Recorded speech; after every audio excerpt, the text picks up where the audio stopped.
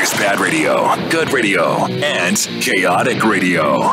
In that order. Hey, I am Magikarp Usefly, and you are listening to the kind of gaming show. Fuck, I fucked up.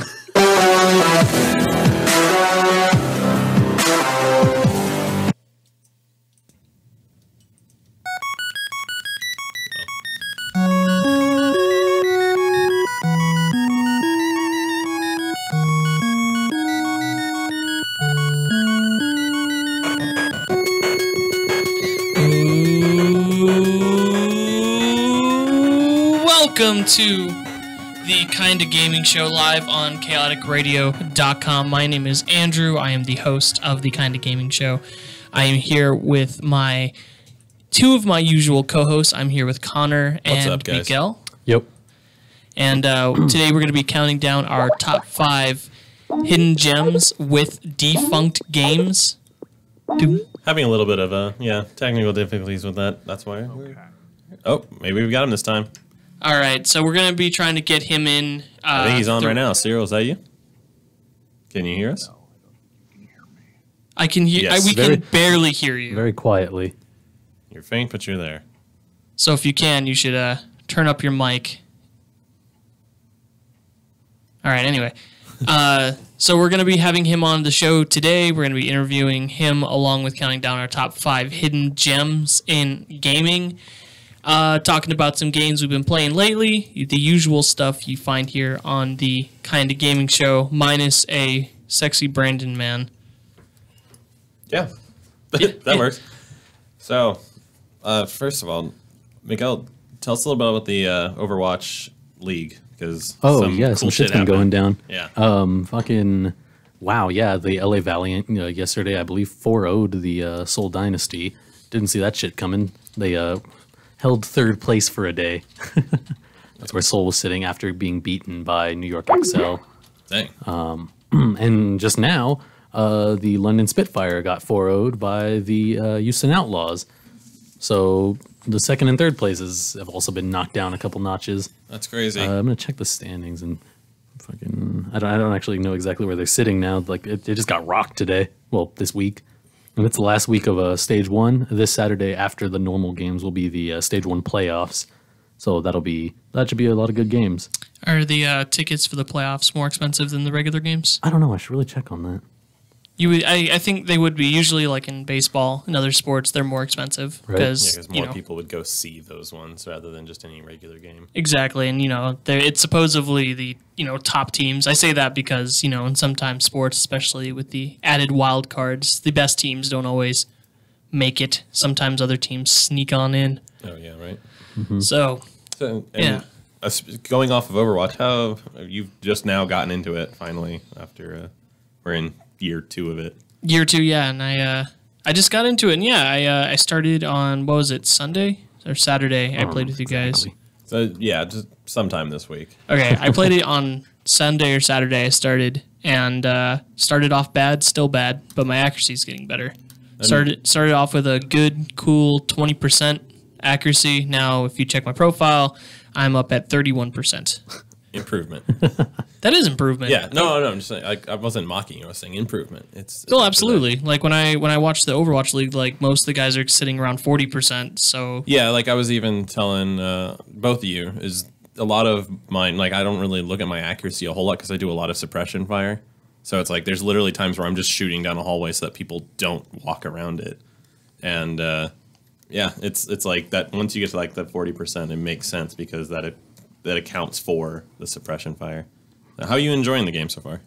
It's good. I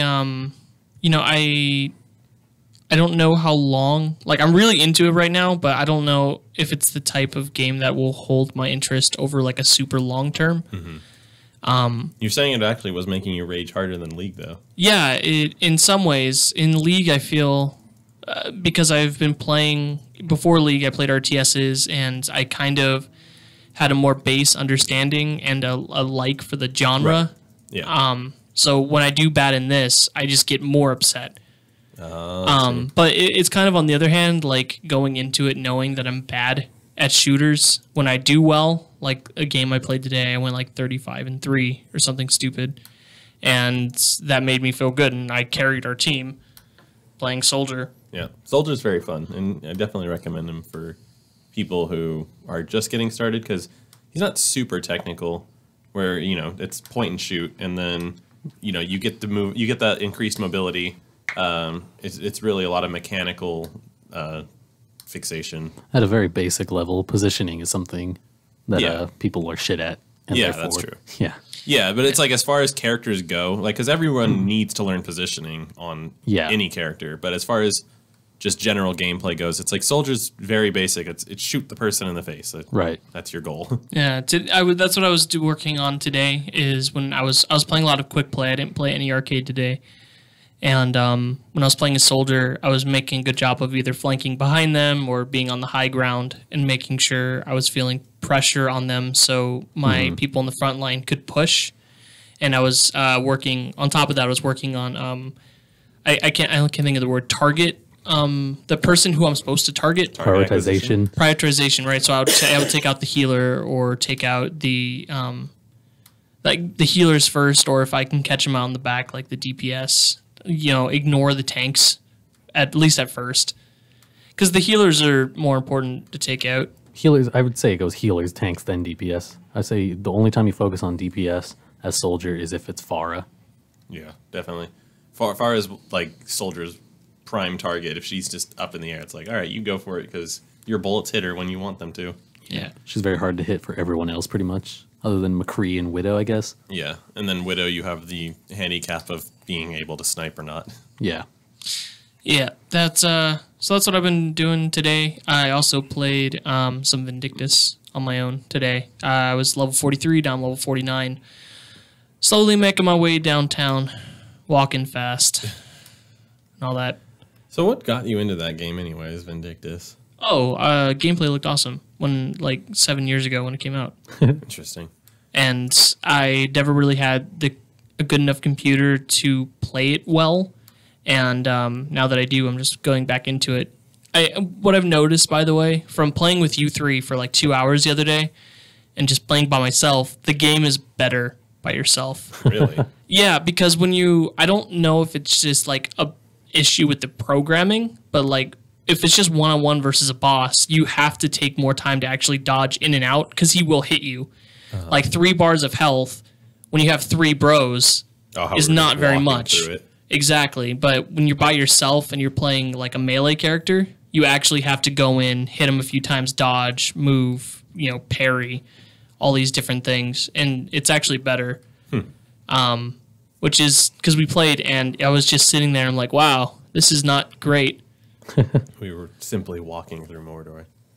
Yeah, exactly, and we didn't even, we had one bigger boss, and even him, he was a pushover. Yeah, I was like, I couldn't tell you who was the bigger boss. The dude with the red, he had the big hammer. He had his own cutscene, and everyone else didn't.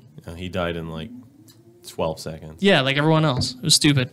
So I'm gonna check. Do we have Cyril on the line? No. Then you got any messages from him over there saying what's going on? No, I sent him a message on Skype to say call in if you want. I've been trying to call him on Skype, and I don't have anything at all. No answer. Let him know that we were able to hear him. I guess that's one thing. If you can say that to him on the of course Skype, because he was concerned that he's like, I don't think you can hear me, but we did. Yeah, that's unfortunate. We were supposed to have him on today, talk about our top 5 hidden gems in gaming, interview him. Hopefully we'll get him back. Kind of prefacing the list, did you guys find this list easier or harder? Oh, it was quite easy for me to make it. I don't think I have a list at all. Yeah, Miguel's telling me how he only plays games that he's interested in, so he never just plays games, and he doesn't just pick up a game and go all right, give it a shot. So it's like if it didn't get pushed in front of him, he doesn't play it. So It's just not necessarily pushed in front of. It's like if I didn't find a game interesting, I didn't play it. So therefore, I don't explore a lot of games. I see games, and I think either and then I'll pass or I'll yes. That's so depressing to me. As someone I think it's different though because I've been reviewing games for a long time, so I force myself to go play these things because I get sent in the games, and if a developer is sending, like, giving me their game to review, like, I'm gonna play it. I don't always make it a review, but Right. I think having that mindset of like, oh well, I do this, lets me go out and play whatever. Yeah, I figured this would be your time to shine as a category. Yeah, I personally, I would just rather devote more time to games that I like than explore games and maybe not end up liking them. Yeah, because I definitely would, like, you could definitely see that argument just by looking at our Steam time or any game time. It's like, Yeah. I play a lot of games.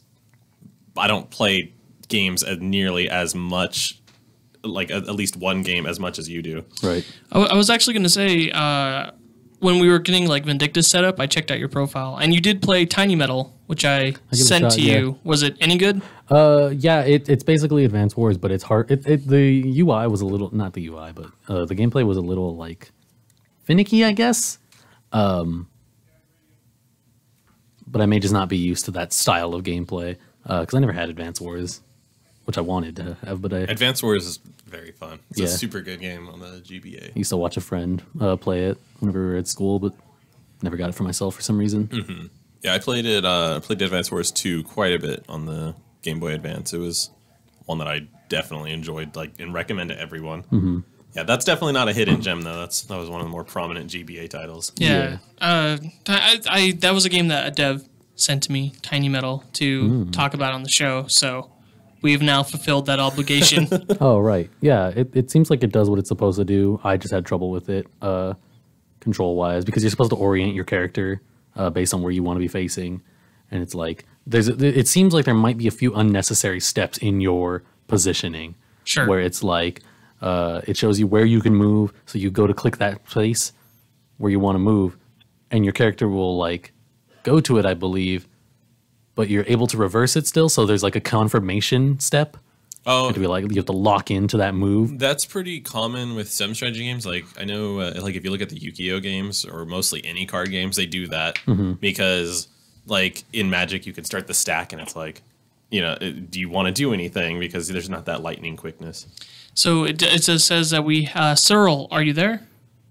I am. There we go. Wow, and we can hear you okay, and can you hear yourself there's- double? I'm getting a bit of a feedback. I'm hearing myself There it is. like a second later, so this may not be great. Whoa. Whoa, there's like a weird. Through it. I think it might be the volume of our setup I don't know. It's because I think we're running higher than we normally are.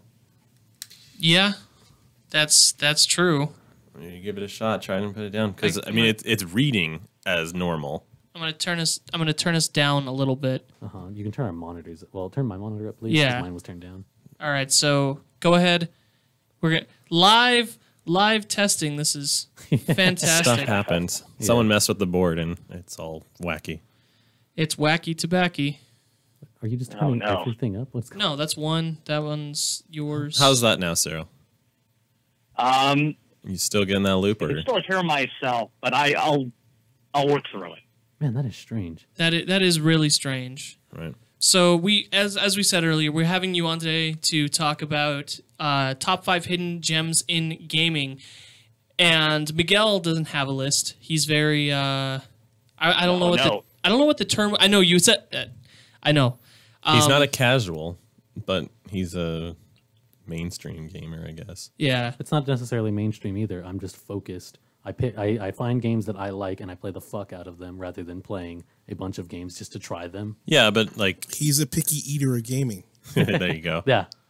Well, how outside of the mainstream do you go?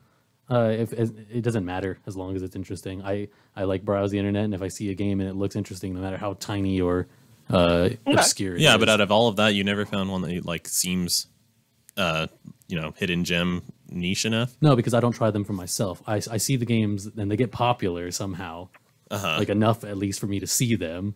So then, like, 'cause some YouTubers like, hey, this game's fucking interesting. All my subs were telling me to play it. It's like, yeah, that looks really fucking fun. Like, what's it called, Nidhogg and shit like that. Oh yeah, Nidhogg's an interesting one.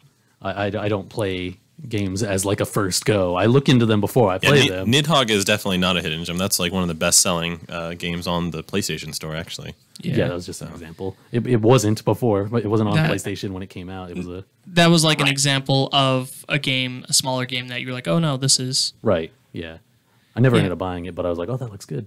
It's so weird because I almost have the opposite effect, where it's like if everyone's hyping around something, You're a hipster.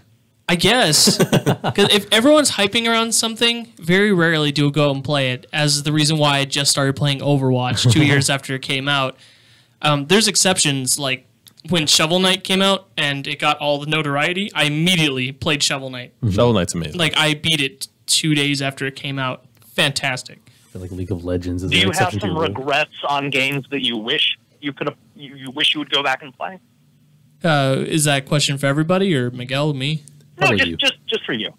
Oh, just for me specifically. Since you skip games that are too popular. Yeah. Looking back, I Did you play Half-Life 2?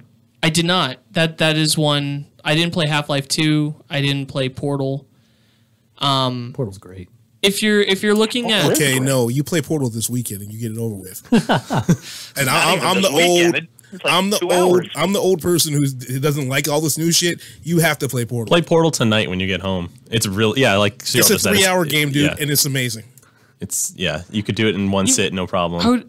I don't know if it's aged well, but a series that Yes, it has. No, No, I was saying something something else. I don't like a game series that, like, looking back, I kind of think I missed out on was the Assassin's Creed series. Yeah, Like- because only the first 4 were any good. Like, I'm playing. I never touched any of them, and Not that's the just first 4. Well, I think 2 through 4. the first one's terrible. The first one's very slow. yeah, I guess, but I enjoyed it. It was fun when you play it, but it Probably didn't hold up. It doesn't hold. Like, as soon as you go in Assassin's Creed 2 and then try to play 1 again, you're like, oh, this is shitty. Well, you're just doing the same things over and over in the it's first really grindy. Like, it was cool when it first happened. Yeah, like, even though it's repetitive, it was like, oh, I'm this cool assassin. This is dope. But Like, then, you could see the potential of the game, but Right. it's just a mess. yeah, you can't even swim in the first one. Yeah, you desynchronize. Yeah, Altair never learned to you swim. never learned to swim. I would probably say that's the one. Since I tend to stay away from the mainstream, is probably Assassin's Creed. I very much recommend I've you never play the played Ezio trilogy. Pokemon. Oh, wow, Pokemon. I'm with you, sir. That's another big one. Pokemon's a very long commitment, though. If you really want to get into it, because Look, the original Pokemon came out in the U.S. at a time when I was just graduating high school. Hey, my brother. So, I was learning to so read. it felt too kiddie, and I didn't have anybody to play it with. Yeah, that makes sense. I was 6 years old, so Yeah, that's fair. Kind of on the same train. Looking back, there are games that have come out when I was a kid that I've heard are fantastic that I want to go back and play, like System Shock. That's one that is always near the top of my list. I own it on Steam. So do I. I haven't gone back and I haven't played all of Oddworld, which is another one. That's another fantastic game. There are a lot They of remade those. They did, yeah. They've got them HDified and everything. There's a lot of things I miss because I go on Steam and I look for games that are 50 cents that are on special, and I go play those for 20 hours instead. Mm-hmm. Sometimes, though... All right, so let's go actually... Want to just dip into the listicles? Before that, actually, I got a few questions for our guests. So, obviously, you are from defunctgames.com. Is it obvious? I don't It know is if you obvious. introduced him. Oh, I guess... I said it a few times. Yeah. Oh, okay. Yeah. Exactly. How did you get started with your website? Well, the early 2000s was a time when, you could build a website fairly easily, maybe not with the templates you have now, but you could make a website with rudimentary knowledge and use it to get other work. So my idea was to create the website and then get other freelance work through other magazines and websites and whatnot at the time. Good idea. And now you have a YouTube channel. You've had one for a while, Right. but you've been focusing on it for about if I remember correctly, 2 or 3 years you've been doing it almost full time. And a couple of years ago. Why did you want to move into doing that full time? Well, I had, over the last 14 or 15 years, I had freelanced a lot of magazines and websites and newspapers and whatnot. And so I had done all the writing stuff, and there's a grind to it that I was getting a bit tired of. And I wanted a new challenge. And I figured, well, I'm already getting all of these games to review. Maybe I'll just add a video component to them. And it kind of went from there. And what do you find that you have any influences in terms of your video style? And if so, who are they and why? There are other people who, content creators who have, I wouldn't say, I don't know if I've influenced them so much, but there are other people that are doing more indie stuff now that I have been doing that I notice. Yeah, I will say personally, as someone who's always been an indie guy, I've always looked on YouTube for indie reviews, and that's kind of why I got caught on with your channel, because there aren't a ton of channels that specifically only do indie games and do them at the level and professionalism that you handle with your videos and your reviews, which is why I was drawn to your channel and getting... Go ahead. Yeah, and that's another thing that for so many years I had, reviewed the Call of Duties and the Halos and the Grand Theft Autos. And just as I've gotten older, I felt like I've kind of gotten to the point in my life where I'm looking for the more interesting games. I'm looking for the more interesting stories, not even just in the games, but from the creators themselves. So I don't know. It's fun to go back and see what a lot of the indie studios are doing, as opposed to what the AAA companies are doing these days. So looking back, I'm gonna talk about two specific things from your website / one from your YouTube, one from your website that are both pretty old, and I just would like some context. Oh no. When you look up your website, at least when I looked it up before, one of the first things that pop up is a interview you did with Gordon Ramsay. Right. That's completely fake. Okay. So what made you want to write that?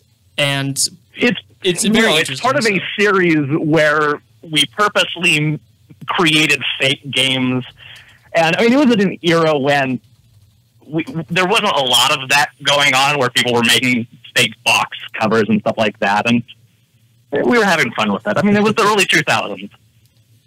All right, and then on your YouTube channel, there's an old video that was uploaded where you were on GamePro. GamePro TV. If I remember, how did that... In 1990 or 1991. Exactly. How did you get involved with that, and what was the process like of you actually being on GamePro TV?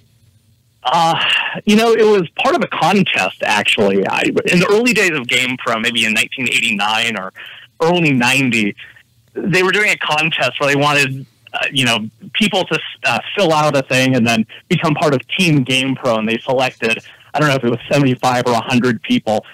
And the idea was that, they would send, looking back at it now, they probably just wanted to send surveys and stuff. But some of the people, got extra swag. They got T-shirts, and they got their name in the magazines and stuff like that.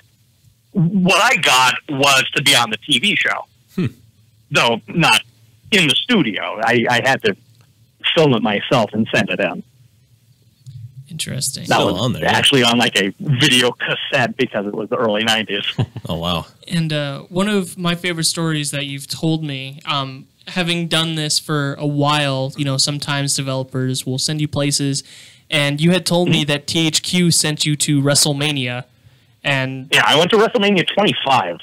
Damn. I actually went to a bunch of wrestling events because of THQ back before they went out of business. That's probably one of the reasons they went out of business. So what are some of the, other than WrestleMania, what are some of your places that you've gotten to go, or some of the things that you've gotten to do? Gotten to do. I know the English. You people, stop it. No. No? Okay. Well, what are some of the favorite places where you've gotten to go, or some of You know what I'm trying to say, because of the opportunities you've had. It's not a big one like THQ or anything like that, but I'm a big fan of what 1C used to do. And I don't know if you know that they're one of the big publishers out of Russia. And so they would fly everybody down to San Francisco to the Russian consulate, which they made a big deal about how, we're on Russian soil, and if you're 19, you can drink, and blah, blah, blah, blah, blah. So I think those are probably the most memorable press events, even though I've been to E3 and VDC and all the others. That is more memorable to me because of just everything involved with it. They tried to bring in real spies, and they brought in the chefs that cooked for the Russian diplomats, and it was silly, but and none of their games were any good. But I loved every second of it. Yeah, a lot of vodka too. It's a really cool thing. Being able to do stuff like this, working here at the station, we've gotten to go to some really cool things like Indiecade, which would be right up your alley, Cyril. You need to go. Nick, have you ever been to Indiecade? I have not. It's amazing. Just imagine a conference where everybody is just showing off their really innovative indie games or things that you can only play there. Like they have booths and machines set up. Anyway, yeah, we're going to be going to, as an announcement, next weekend. We're going to be going to Orcon. Yep. As part of the radio station, and which is a tabletop RPG, like a tabletop gaming convention, along with some video games. They have an Overwatch tournament, Hearthstone, all the Blizzard stuff, StarCraft, Heroes of the Storm, fun stuff. Yeah, well, maybe not that last one. Yeah, Heroes of the Storm tournament. 2 people are going to sign up. Are you guys into those? Are we into what? The tabletop games? I very much am. Connor very much is. Cool. I'm kind of a casual. Like, I really enjoy it, but I don't go out of my way to do it. So going to one of these conventions where everyone else there knows more than me and they can teach me how to play these games is great. I remember last year I had played 2 games, and both of them, one of them was on water and the other one was on a racetrack, and I somehow in both of them crashed into an object and killed myself. Oh no! Of course, because they're gigantic games with a bunch of people, though. It took me a grand total of 7 hours for me to run into things and kill myself. I had a great time. Wow. All right. So I think now is actually a pretty good time to jump into our list. So Miguel, what's your number 5? He goes, and he's just gonna be like Overwatch. It's a little known gem. Everyone. Any game. Cat Sorter VR. What's that game? Cat Sorter VR. Yeah. Yeah, go with I it. really had fun playing it at Indiecade, and I don't know. I don't think anyone's really heard of it. All right. I mean, it's exactly what it sounds. Wait, no, is Overwatch really your 5th game? No, No, Miguel- Cat Sorter VR. Cat Sorter. Cat Sorter VR. Yeah, you get a conveyor belt going, and you get a bunch of cats delivered to you, and they have defects, and you got to replace their shitty parts. Sometimes they have eyes for buttholes. You got to give them a normal butthole. Oh, that's creepy. It's great, dude. And when you're done with it, you either put it back on the conveyor, or you can shoot a free throw or kick a field goal for extra points. Oh, It's And it's really VR. fun. Yeah, and it's VR. That's funny. That's great. Yeah, I've never felt more immersed into a game than when I play Then when you stare Cat down Sorter the VR. barrel of a cat's ass. I want that, like, if we ever get big enough to have T-shirts, that's what I want. Chaotic Radio, or the kind of gaming show. Staring down the barrel of a cat's ass. There you go. So that's like that must be how it was unplugged when we started the show. Miguel's only hidden gem. I got one, I guess. All right. Well, now you have 2. I'll go for number 4. Yeah. There All you right. go. So, so what is your number 5? Your list is actually the one I'm kind of most interested in because I feel like mine and Connor's lists are going to be very modern mostly, and I don't know if yours. you're talking about me? Yeah, I don't know where Yeah, where I would do you're going to something be modern. where you're going to be pulling from. So, what is your either number 5 or honorable mention? Well, my number 5, I tried to choose some that are readily accessible, and I think from number 5 I went with the Serial Cleaner. Which, Serial Cleaner. Very good game. I have played that. Yeah, Yeah, it just hit a bunch of consoles, so it's gaining popularity. Yeah, I played it on the Switch, and it's super fun. It's like it was surprisingly like going in. It actually it has the box art appeal. So as far as like the old school, go in, look at the cover art, and be like, that looks cool. It has that. Mm-hmm. Then you boot it up. It's like the music's cool, the art stays cool, and then the game's just fun. The 70s era is awesome. Yeah, it's basically the opposite of Hotline Miami, where instead of going in and killing everybody, you're going in and cleaning everything up and hiding evidence. And it's Hotline Miami really a lot of fun. Part 2, I guess, Chapter 2 of it. It's like the same game, but right after everything you just did. Yeah.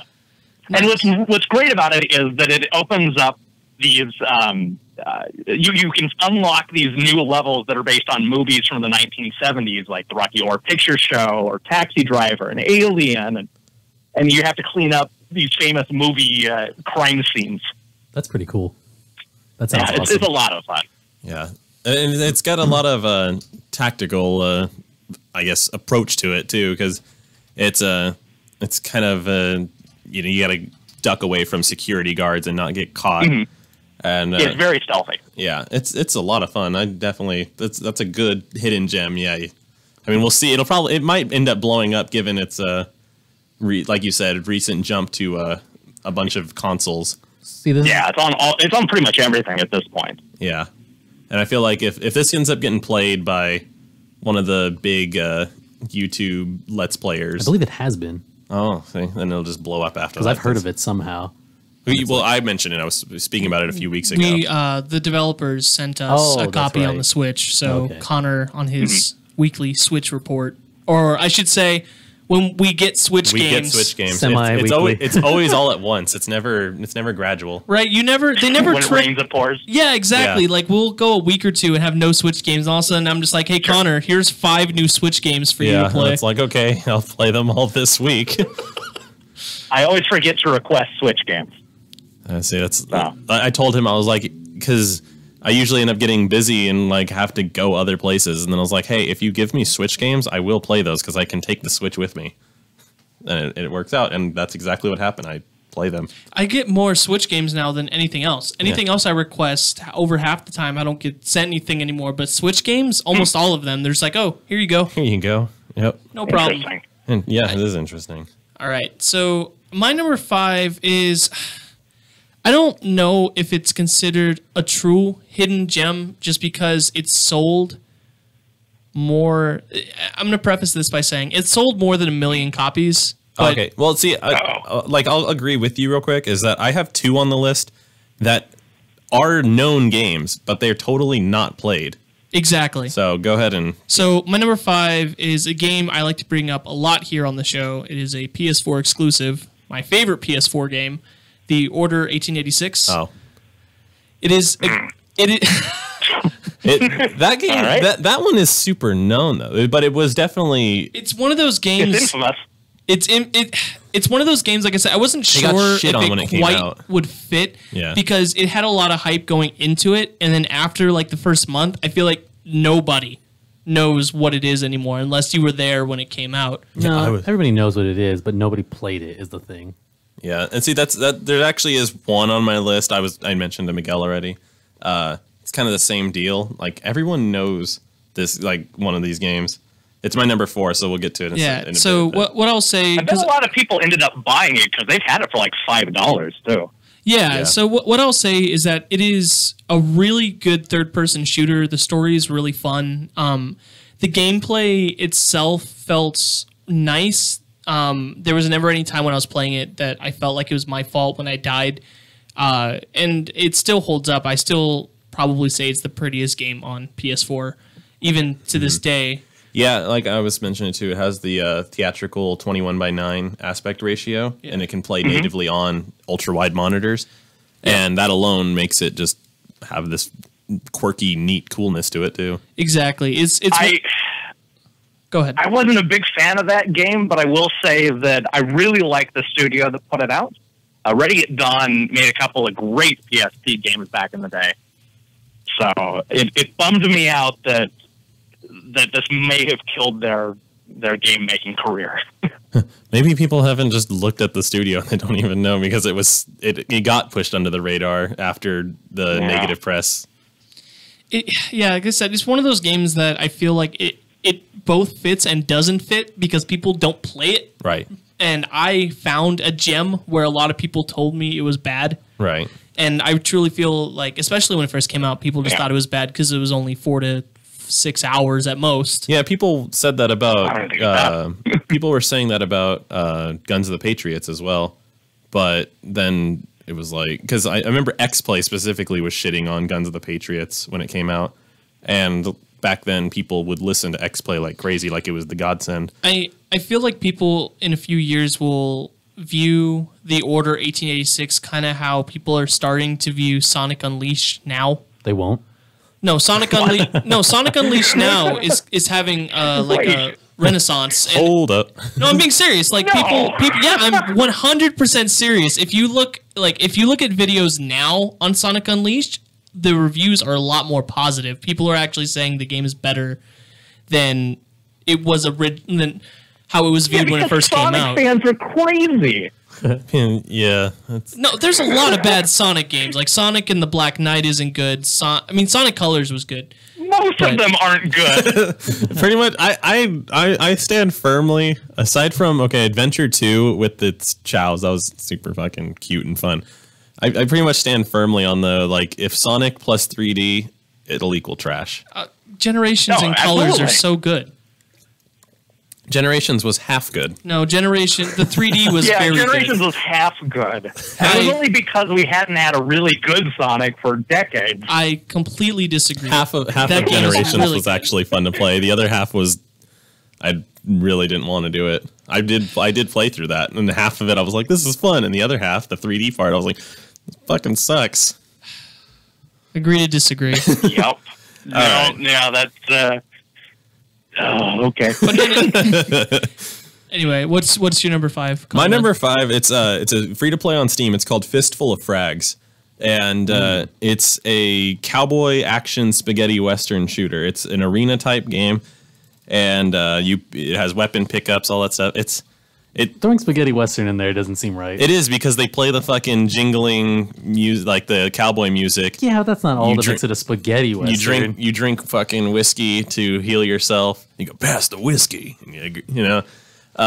Is it a first person? It is a first person shooter, and it's very, I don't want to say realistic, but it definitely it bends more towards realism, because you actually have, that, like, you have the, like, 6 shots in a revolver, and all the guns reload in ways that that they actually do reload. So if you have a single action army, you actually open up the load gate and sit there and chunk out every single empty casing, and then put in a new round on each one.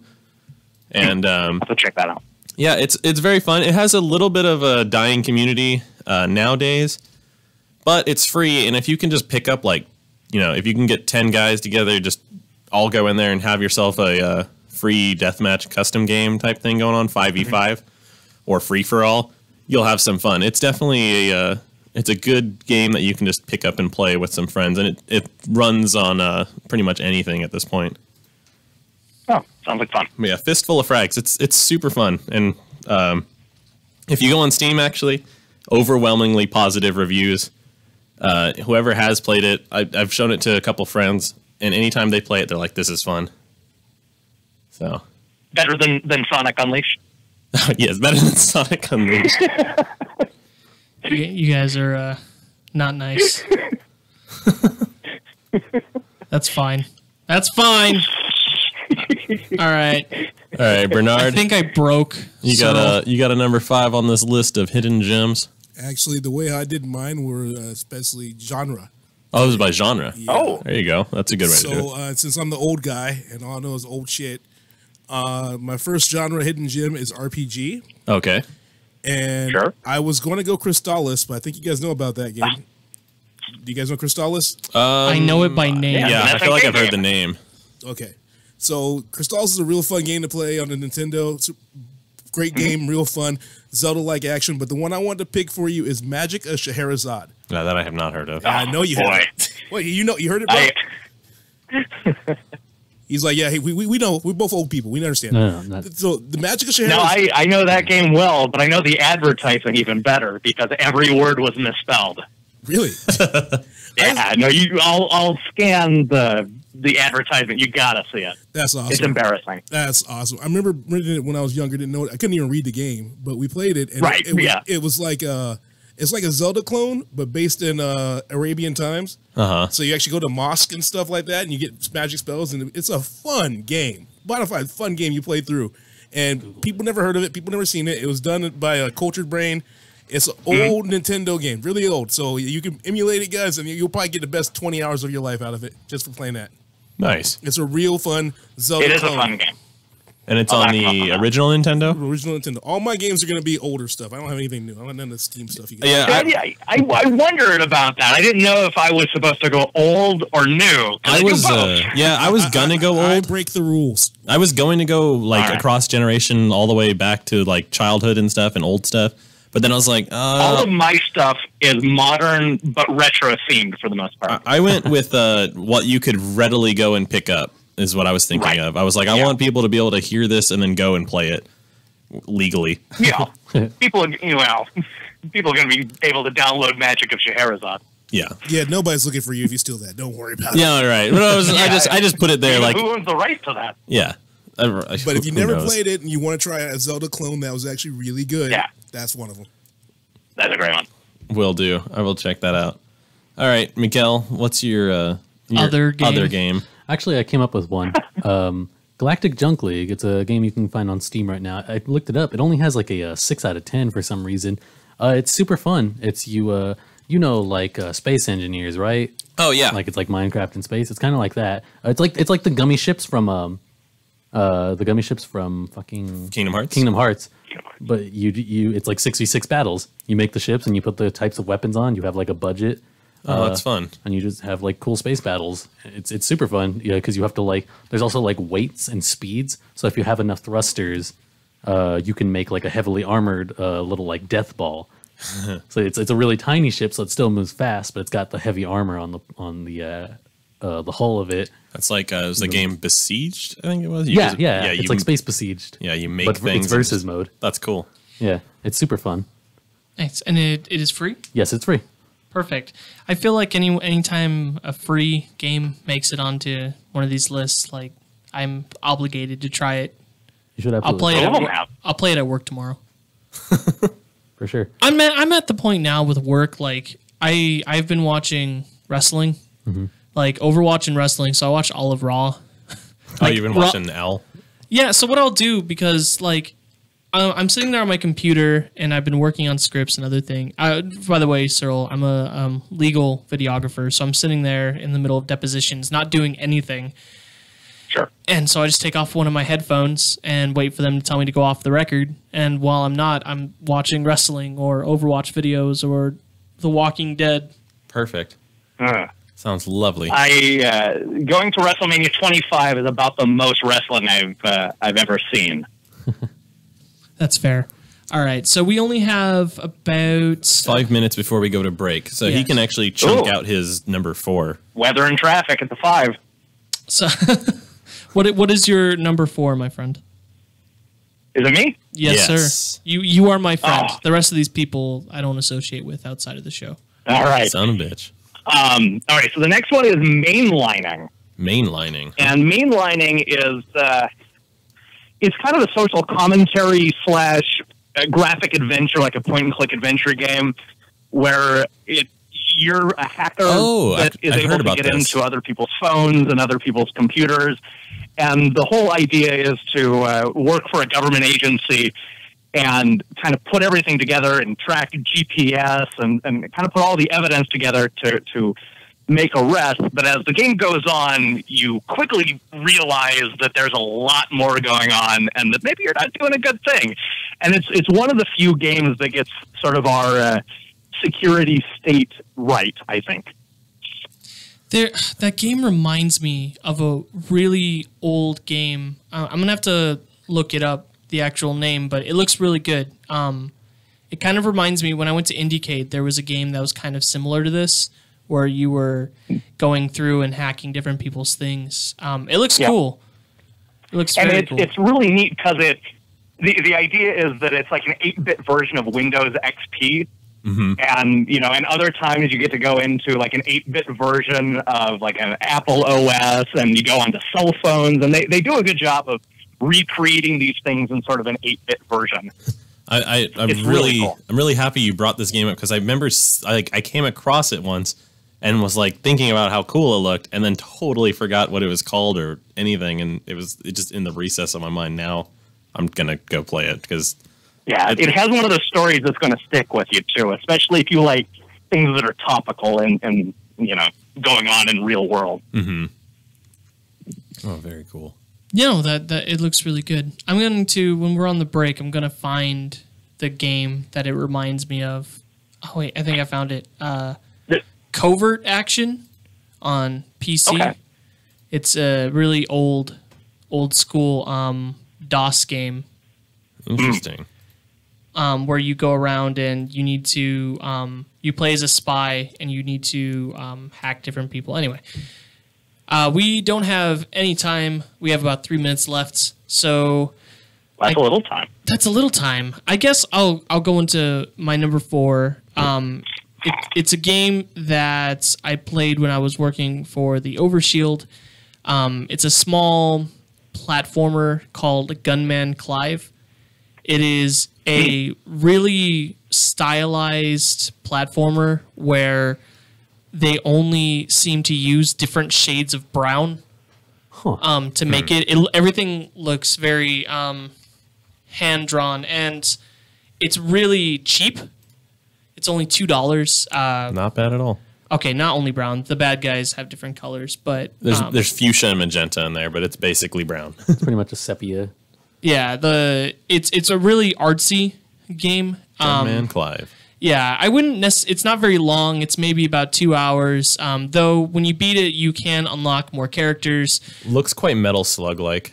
Yeah, it's really good, and the music is very nice. The boss fights are good. It's really smooth. It's Maybe we'll go ahead and leave with Gunman Clive music. Yeah. Can Mr. Bernard, can you look up Gunman Clive OST so we can go out on that? Yeah, because we're almost on break time. So Yeah, I love that in the trailer it just says lots of brown, some bosses and stuff. it seems to be kind of a, I would say, more mild-paced Metal Slug with very stylized. Yeah. How much does it cost right now? $2. Not bad. We should go buy it right now Yeah, exactly. You should go buy during it. the break, There you go. and then download Crystalis and the Magic of Scheherazade. All right. Yeah, Well, exactly. All right, so we're going to be right back. We are going to have some commercials play over the app. In the second half, we're going to finish up our lists with Cyril and then maybe get some games we've been playing lately. So thank you, and we will be back in about 5 minutes.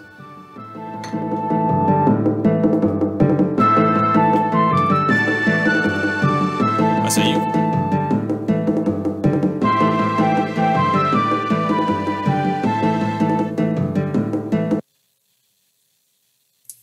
You're clear.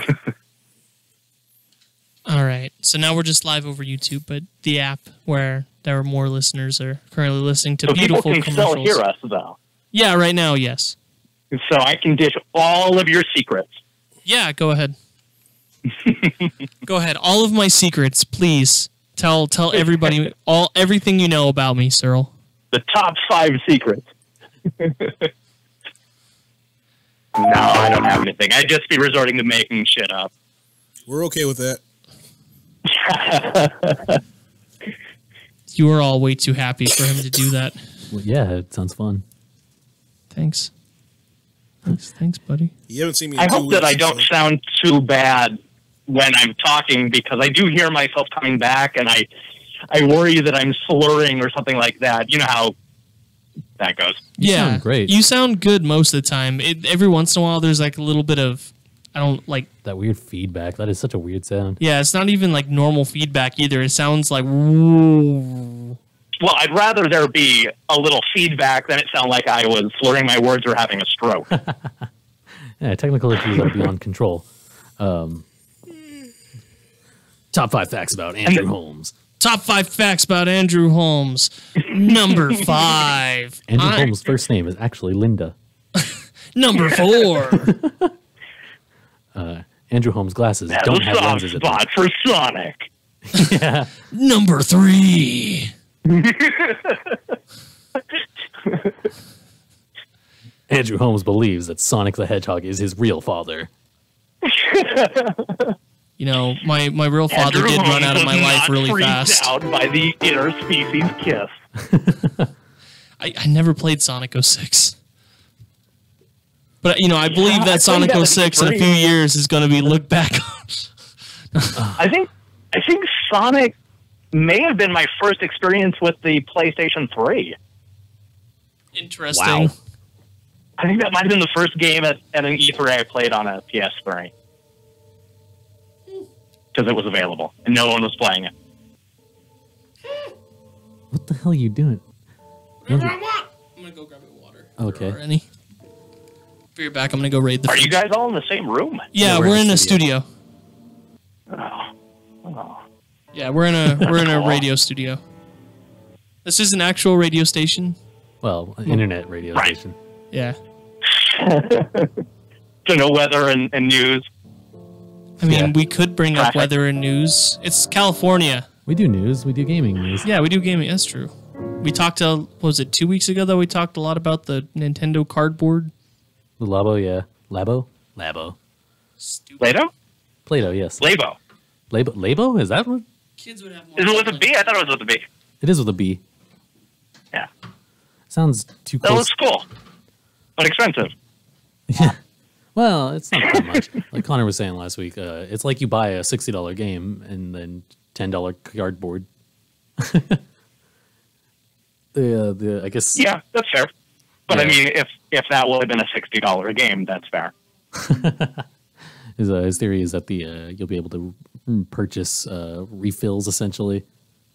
Right. Yeah, for like $10, you get all the cardboard kits again, which makes sense. Doesn't sound like a super bad model to me. No, I could see kids being into it. Yeah, for sure. I don't think I'd be into it. Like those Skylanders and shit. Like 30 seconds, guys. Cool. You-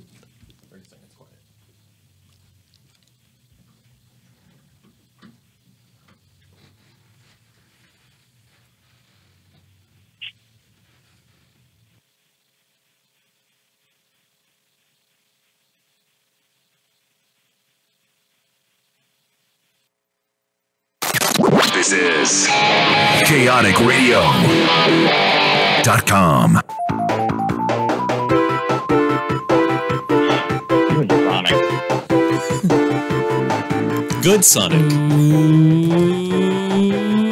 Welcome back Howdy. to the Kinda Gaming Show on Chaotic Radio. I love the green. This Hill week Zone we theme. talk about games. You know, I was getting feedback. My mom listens to almost every show. And she was saying last week or 2 weeks ago when we didn't talk about games almost at all, she was just like, when did you guys ever start the she said show? that. She's like, start the show. I was like, this is the kinda gaming show. And I told her that was the Seinfeld episode of the Kinda Gaming Show. And she was like, exactly. she's like, so it was shit? No, I'm kidding. What? Oh, Seinfeld is so good. I've seen like 3 episodes of Seinfeld. It There's- used to come down. I'm or with you, come on. Miguel. There's a specific thing I think I've told you about it before. It's called the Seinfeld not funny syndrome, and it's because the jokes that have been done on Seinfeld, they've all been redone to death by everything else. So it's like if you didn't see them on Seinfeld, they are now just old jokes that have been done to shit and are not funny anymore. I only caught a few episodes. It used to be on after WWE SmackDown on Yep, Thursday that- nights. That's why I got into it, was because like I would go from watching a bunch of like men pretend to kill each other and then immediately go to Jerry Seinfeld on the stage going, "What about peanuts on airplanes?" And I would just be like, "Okay, no, I like this." As a kid, when I was growing up and I saw Seinfeld, I was like, "It's a bunch of old dudes. I don't want to watch this." I don't know why. Like there's some reason I watched it. Like it was just, I think the stark difference is one reason I liked it, and then I really like Kramer. As a kid, I've watched it now as I've grown up, but when I was a kid, I was literally like, it's just a bunch of old dudes. see, now I'm starting to realize, as I'm getting slightly older and watching it, like I'm starting to relate with George a little bit too much. Nobody gets that. I don't know. Cyril, did you watch Seinfeld? Did you get that? Yes, of course I get that. Okay. You relate to Jason Alexander. Thank you. See? The McDLT guy? Oh, jeez. Ooh. What? Jason. McDLT, you never heard about that? No. Oh, that's when they made a McDonald's sandwich. Oh, that one. Yeah, they had the separated, right. compartmentalized vegetables. Here, another random reference. That guy does Duckman? What? You never seen Duckman? That guy does what? Oh, Duckman. From Simpsons? Duffman. No, Yeah. Duckman. Duckman's a cartoon Duckman. that was before Oh, Archer. Duckman. It's hilarious. Ah. Very foul, very raunchy, hilarious. Let you borrow the series. It's great. Nice. All right, and on that note, My number 4. Now, this is what we were talking about earlier. It's a game that I'm pretty sure almost everyone has heard the name, knows what the game looks like, all that shit. No one fucking played it. It's Alan Wake for the Xbox 360. man. Yeah. Fantastic game. And it is a wonderful game. No one's played. I was looking it up. It's as of 2015, so the stats are a bit old, but it sold 4.5 million copies, which it sounds like a lot at first, but that's including Steam sales. 84 million Xbox 360s were sold. And Alan Wake was bundled with the 360 for a while. So Alan Wake is one of those games. Like I wouldn't say I like around our friends. Like I'm the guy who's like, oh no, play this game, you'll like it, even Yeah. though I've never played it. Alan Wake is one of those games. I've had friends go, no, play this, you'll like it, and they'll come back to me like, this is so good. It's a fucking great game, yeah. So the funny thing was, I almost didn't play it. I got it for free when I got my Xbox, and I booted it up. And one thing that put me off was he immediately goes, Stephen King once said, and then wrote that, and I was like, you're going with a Stephen King quote? What the hell, dude? I mean, Stephen King's pretty fantastic. No, here's the thing. I went over this with him. Stephen King has great books. He also has a lot of shitty books, but that's because he's written over 80 books. Sure. You know. He also has a lot of good books that have shitty endings. Yeah, there's a bit of weird. So that's why when I was like, Stephen King, you're really quoting that, and that honestly put me off the game at first. And then one day, that's funny. Nathaniel and I were just hanging out one day, and we were wanting to play a game, and the one game I owned that neither of us had played was Alan Wake, and I'm like, let's go for it. We played it solid that whole weekend. We played it till 4 a.m. We're like, this is really good, and we want to just keep going, but it's 4 a.m. We got to sleep. Slept, woke up, Well, that's played the the best rest time of to it. play Yeah, and it was great. It's sold so badly, it actually got taken off of Steam. You cannot get it on Steam anymore. Which is I ridiculous. thought to that me. was because of copyright issues, though. It was selling poorly, copyright, it was a mixture of things, and it's just no longer Yeah. on Steam. So that's a shame right there. You could still pick it up. Of course. Oh, go ahead. Yeah, I was gonna say you can still pick it up. Used copies, they actually range to about $20. Is the bummer part, but yeah, I think honestly, it's a hidden in plain sight gem. It's definitely one that I recommend everyone plays because it's a very good story, very fun to play. underrated. Yeah, Definitely. I think, and I've seen anyone who has played it agrees it's very good. You know, just 15 hours ago, Remedy Entertainment, who made Alan Wake, tweeted about Alan Wake. Really? Yeah, Because I was looking last night and I didn't see anything, but that was last night. And it's now been, almost 20 apparently plus. they found some I think- retro shots of when they were first developing it, and they released some some art. Oh, that's cool. Oh, it's a Because that had throwback been in Thursday. development for 6 years before it came out. I mean, I remember asking Major Nelson at E3 if it was ever going to come out, and it had been announced 4 years earlier. Yeah, I remember them teasing it and everything, and they were talking about how this is a great, first party title that's exclusive to Xbox, and then it was like, where is it? Where's Alan Wake? And I then- recall really enjoying it, but being underwhelmed by it because of how long it had taken to come out, and sort of the hype around it, and of course Max Payne before it. Uh-huh. So, I if you go back and read my original review of it at the time, which I think I might have been at UGO then, but at that point I was kind of negative about it, but I think I'd probably enjoy it more now. See, and then the way I went into it was, okay, let's just play shitty ass Alan Wake, and then was like, oh, actually, it's good. Just so you know that I'm looking it up. If you buy Quantum Break for the Xbox One, you get a free download of Alan Wake. That's a good way to do it. There you go. Yeah, but Who bought? Yeah, I gotta play Quantum Break. That's- Actually, I'm not sure how Quantum Break is negative or positive. I never played it. I've heard it's there's a lot of TV stuff in it. it's okay. Like, it's one of those games I see on the shelf, and if I had an Xbox One, I would play it. I'll probably play it because I do It's have an unfocused. Xbox One. So It's That's what? the problem, is that it's just it either wants to be a TV show or a video game, and it doesn't meld those well. I kind of got that TV show feeling from it. Of course, I played Alan Wake because it's one of the few games set in the Pacific Northwest. So of course, I have to play all those. Did you? Wait, I was about to say, did you also play Heavy Rain? But I don't know. Does that take place in the Pacific Northwest also? I don't fucking. No, remember. it doesn't. Isn't that But like in I just New York? remember- I did play that, yes. I just remember a lot of raining, and that makes me think Seattle. I don't know. I can't remember at all. I'm pretty sure that was like New England, like New York or Chicago. I was type gonna thing. say, yeah, we get as much rain as Chicago. I Just don't. saying. I don't know. Is that true? Yeah, actually, Seattle's It the is true. fourth most I looked rained it down up place in recently. America. The reason why it feels like it's a lot more is because it's like raining very little all the time. Okay. I'll be Right, I'll be yeah, there in 3 weeks, dude. I'll tell Yeah, you when I it's get spread there. out a little more. Okay. But climate change has screwed that up. Yeah, Emerald City Comic Con. I'll see you guys there. Nice. Sounds good. All right, Bernard, number 4. Wow. Or just genre. Okay, so the second genre I picked was a fighting game because I love one-on-one fighters, and this one Sure. you guys probably played. But it's they made 4 versions of it. It was TMNT Tournament Fighters. Yeah, I played it. The Okay. one Well, you have to play. there's one that's good. Yeah, the Super Nintendo one. The Yeah. Super Nintendo one is amazing as a fighting game, and I'd love to see that at EVO one these days. Well, even though what's it's the fourth? there was What's the fourth version of it? no, it's 3. It was a Nintendo, Oh, okay. Sega Genesis, Yeah, and Genesis. Super Nintendo. Super Nintendo one has the best graphics. I played the Super Nintendo and one. it's just a fun game to play. Crazy And fun. it plays better. The moves work, combos work. Yeah. You can go back to that game and play it all day long. It's a fun game. And and what happened is that was unfortunately at the time when everybody put a fighting game out. Like you had three different fighting games a week because it was Yeah, because fighting games, the Made money. arcade, the whole arcade business, everything, it was blowing up in that early 90s climate. But there was a couple of ones that were really good, and Turtles Tournament Fighters, that's one I'd come back to this day. Easy. But only on the Super NES. Yeah, the Genesis version sucks, and the Nintendo version, we don't talk about that. Didn't the Yeah, Genesis... those had different characters, but they all were different. bad. Yeah, the Nintendo one button to get played. Two-button fighters suck. Didn't the Genesis one have like actual running errors? Like it would have like frame dips and weird stuff like that? I think that's the one that had Casey Jones too, though. So, So it made up for it? Probably. Yeah. And for a really long time, it was the only cartoon fighting game that was worth anything until the new Dragon Ball game. yeah, easily.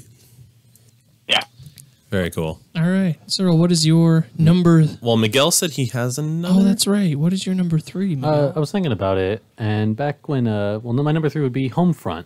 I don't know if anyone played that shit. But Yeah. It's where Korea wins the war and invades North and all Korea. that. And they also accurately predicted Kim Jong Il's death. That's funny. They got the year right. Anyway, yeah, it was like a kind of fusion between Battlefield and Call of Duty, where I feel like it took the best of both worlds of both of the franchises at the time, but it just did not sell. I guess they somehow made a second Who put one. that out? It was THQ. It was and, published by Deep Silver. no, they bought it. They Oh. bought it. Yeah, it was THQ. THQ published it. Okay. I forget the name of the Okay. developer. And they I went went under. down to an event for that. Oh yeah. Yeah. And I think that's my only experience with it. I recall a lot of people not liking that at the end. Yeah, a lot. I think I don't know if people.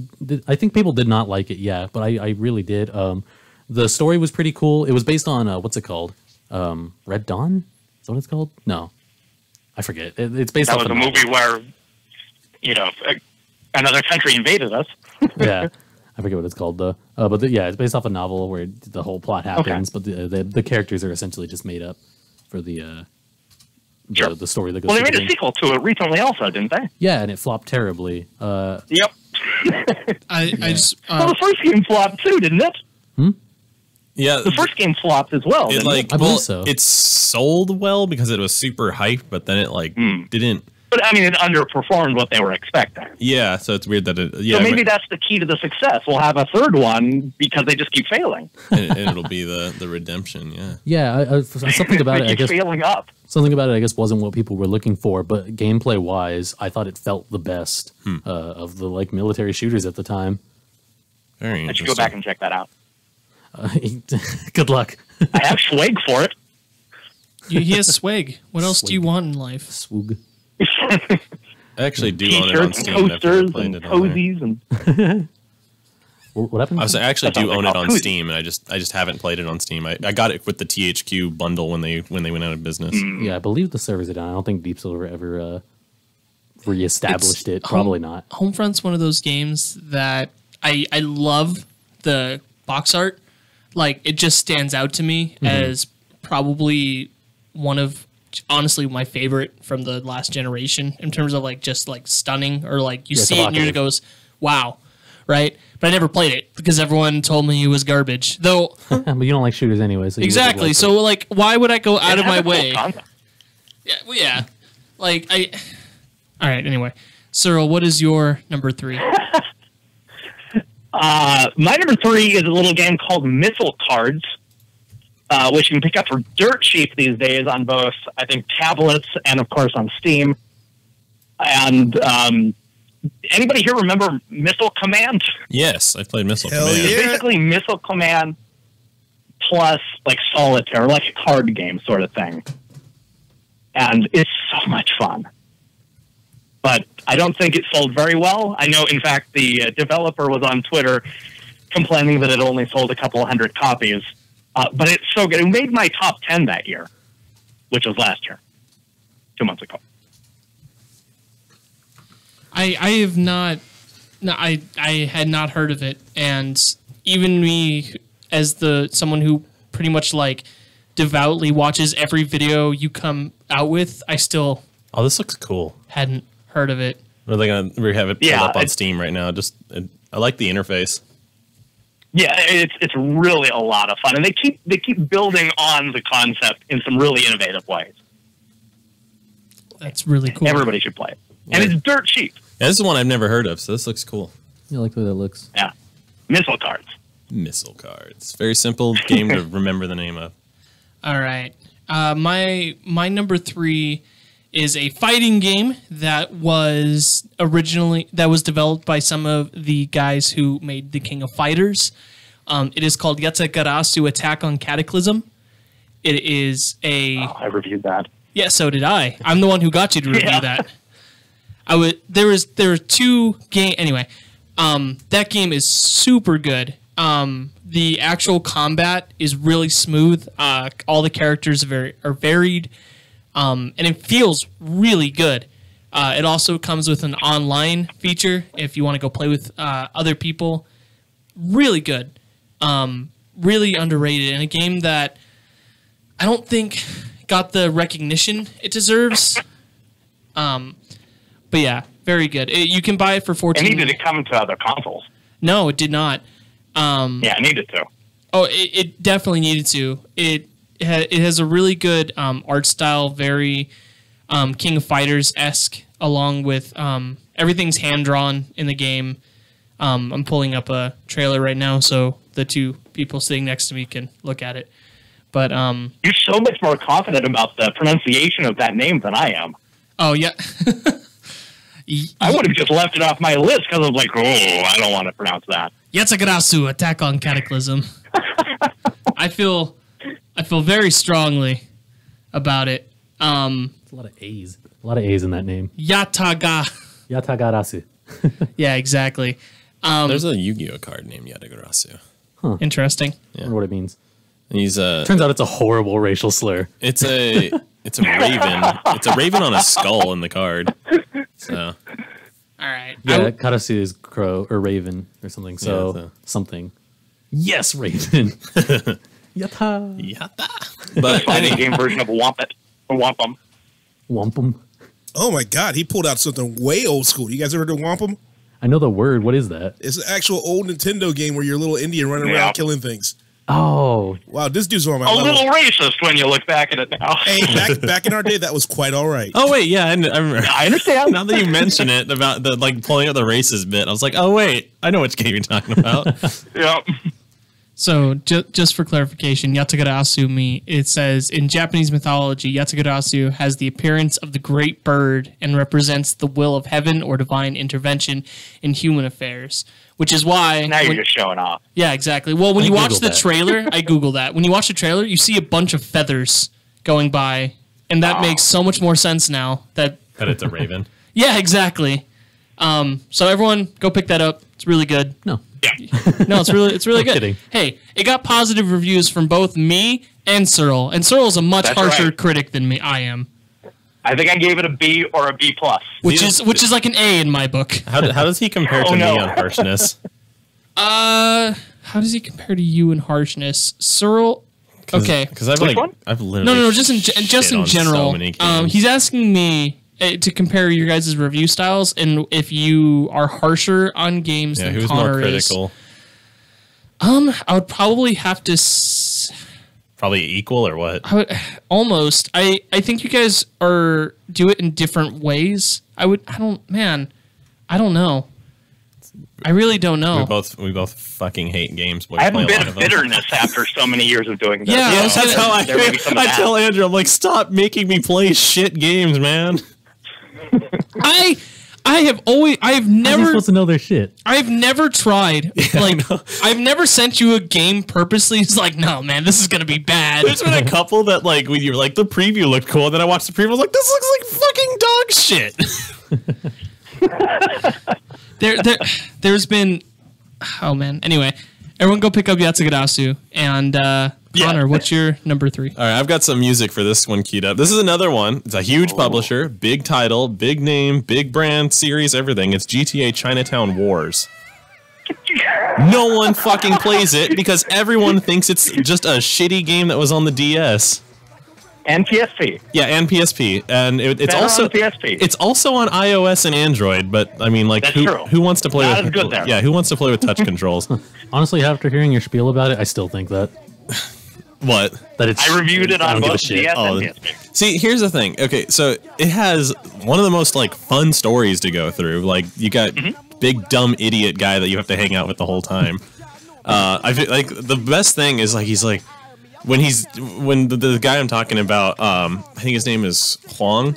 He's like this is one of the best days of my life, and he's like, well, second to that time I woke up on cocaine surrounded in ladyboys, and like he just goes on like his whole rant of, like, and he talks for about like it's all text, it's all written out and stuff, and I think it was around, this was like 10 pages of text of him just talking about fucking doing drugs and sleeping with ladyboys, and it was like you're just laughing your ass off the whole time. So, do you want to know something sad? What's up? Grand Theft Auto Chinatown Wars sold more games than The Order 1886. Oh wow. See, this It is didn't do that well on the DS. yeah. So many people though, it's like they did not give it a chance because they just saw. It was a bad fit. Yeah, it's like it's top down ish like that, but it's not like solid top down. It's an angled view. No, it doesn't play like Grand Theft Auto 1 and 2. Yeah, those were legit top down, like direct Right, 90 and hard to degree, play. and they were hard to play. This is very smooth. It's You can't go back to them now. you run around, go fucking deal drugs, this boost Wu-Tang? cars. It's Ghostface Killer and Doom Oh, okay. So one part, Half- one ninth of of Wu-Tang Clan. Yeah. Half of the song is Wu Tang. So, yeah, I mean, it's a fucking good game. I really recommend people play it. I mean, it's Still have it on my PSP. it's so sad that people just were like, I'm not playing that. And because it, like, even people who play games on the PSP, they saw it and they were like, well, why didn't they just make, Why wasn't it Liberty City Stories? Yeah, why wasn't it Liberty City Stories 2 with, like, Nico Bellic and stuff? Yeah, I had Chinatown Wars on my PSP. It was the first game. It was the game that came with it when I bought it used. And you didn't play it? I played it once and was like, no, I don't like this. Damn. And then I went. It's hard for a lot of people to go back to the overhead. See, I Even actually, if it's not like GTA 1 and 2. yeah, I actually went back and played it. I want to say it was the end of 2016. I played it again, and I was like, this game's still super fun.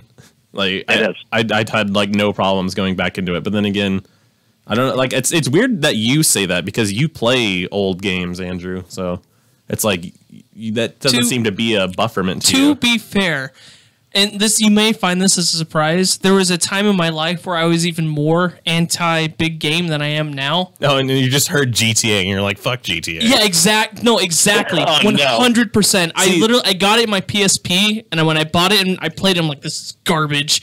And like I threw it aside and without ever even really playing it. But this is also the hypocrite in me because I'm like, God, such a huge game like Grand Theft Auto, that fucking sucks. I'd rather go play a small indie game like Final Fantasy VII Crisis Core.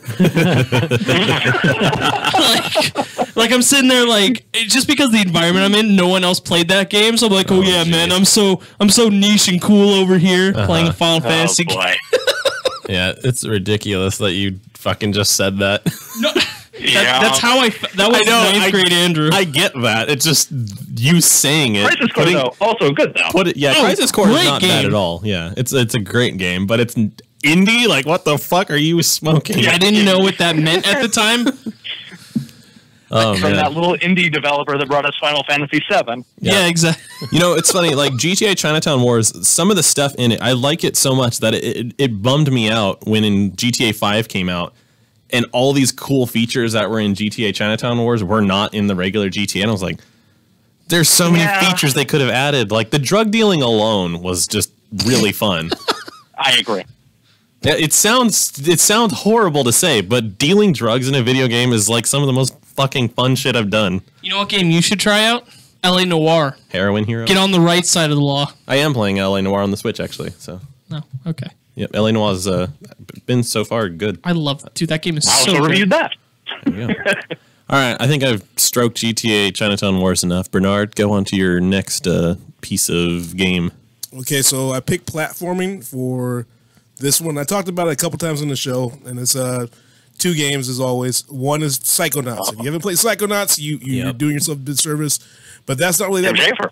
That is not really that hidden agenda because everybody with a YouTube channel has talked about it. They speedrun it now. And they have a sequel coming. They do. Good. That's awesome. So what I want you to go find is Voodoo Vince. Voodoo Vince is actually backwards compatible. You can get it on your Xbox One. Your little voodoo doll that runs around. Re-released it. Yeah, they just re-released it. HD the graphics, everything. Your little voodoo doll runs around and gets to kill yourself to kill other people. It is a lot of fun. The platforming is actually solid platforming. I mean, it's not like the crap platforming where you play and you like, I can never make this jump. Or like right now in Cuphead where you start yelling at shit over and over again. That game's not hard to me. Oh, shit, dude. That dragon pissed me off. I really need to play this game and give my verdict on Like, it. goodness gracious, I played it and I'm just like, I don't understand why people are getting stuck so much. I got stuck on the dragon I'm with you on that. for like 10 minutes.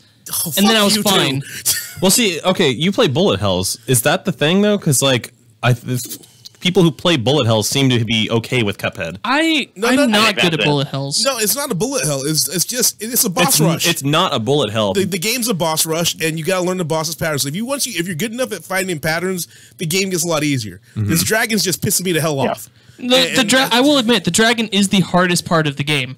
It might be more than 10 minutes. I was probably exaggerating a little bit, but He snorted coke. Time went by real fast. exactly.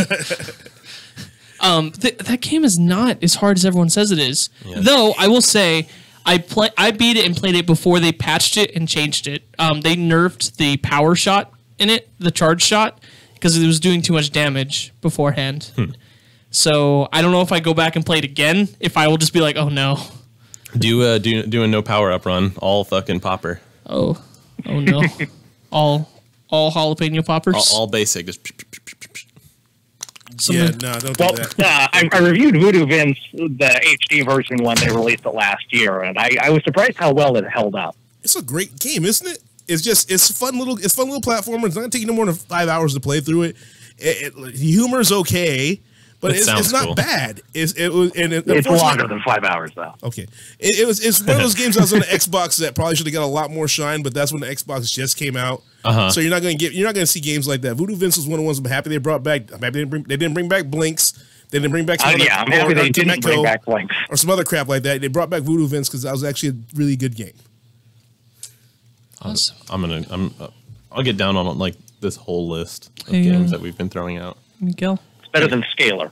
I couldn't really. Oh yeah, way better. You haven't thought of any more, Miguel? I don't think so. Like if there was ever any other one, it used to be. I used to feel this way about Dark Souls because it was like when it first came out, nobody cared because like barely anybody played Demon Souls. Demon Souls got Game of the Year on GameSpot though, and so it got the limelight. Yeah, so that when Dark right? Souls came out, like a lot of people were actually hyping up Dark Souls. Not really. Because I remember when I was actually hyped for Dark Souls, but I ended up not getting it because I got the like super duper edition of Gears of War 3 because me and my fucking roommates at college were like, fucking Gears of War 3, we could all throw down on it. Yeah, I think Bad decision. I think people that had PS3s were probably hyped about it. But for everyone else, Skyrim completely overshadowed it. That's true. Completely. Yeah. Sure. Skyrim was that year. And yet I ended up finding Skyrim to be barely playable. God, me too. Ugh. Well, I hate Skyrim. I'll say that every show until this goes off the air. Fuck it, I'll join you. Mods don't count as being a good game. Thank you so much. Oh my god. I'm playing vanilla on Switch Mods. and enjoying it. I like that. That's the thing. Like I'm for the you. most blind on it because I didn't play Skyrim like when it first came out because I was like I heard it was shitty on PS3 because it was broken, so I didn't play it. And then I also didn't want to get it because I had dealt with Fallout 3 and the Fallout 3 Game of the Year edition after spending all the money to get the DLC, and I was like, I'll just wait for the Game of the Year edition to come out. And then it was like, you know, there was PC and I heard about that, and then I eventually got a PC, and then I started playing, but then my save got deleted because my like whole PC shit the bed at one point, and then now I'm finally playing it again on the Switch. So it's like I'm actually going through fresh vanilla Skyrim on Switch, and I'm enjoying it. And you don't feel like slitting your wrists? No, I'm actually I'm having a good time. I started Dark Souls 1 and instantly fell in love.